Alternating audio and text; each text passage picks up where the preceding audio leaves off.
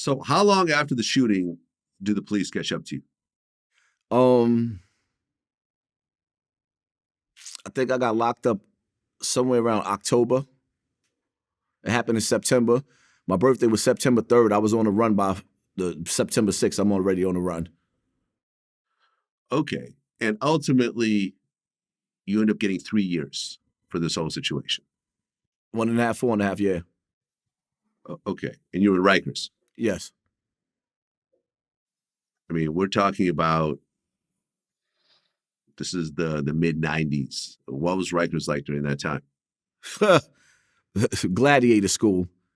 This is the era where the Latin Kings and the Nietas was running really, really strong. And if you wasn't Latin King and Nieta, you was getting cut.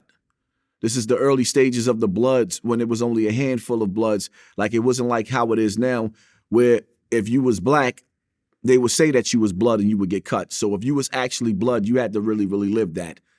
You had to be a gladiator for real. You know, now the Bloods are the majority, but in those days it was bad. You know, we had in those days it was so bad the way that you was damned if you did, or you was damned if you didn't. If you cut somebody or you got it on, then you had to deal with ERU, the turtles.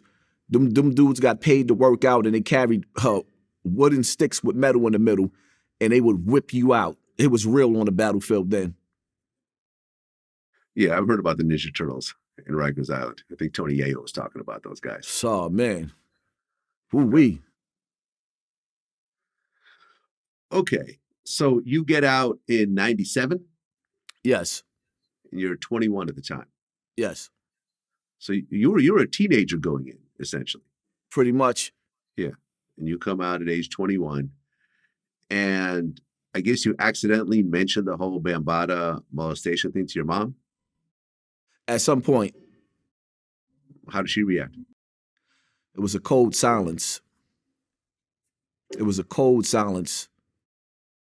You know, it was a lot of things that really, really added up, but that was the camel that broke that. And one day I was in the same building that Afrika Bambaataa molested me, the same apartment, but on a different floor.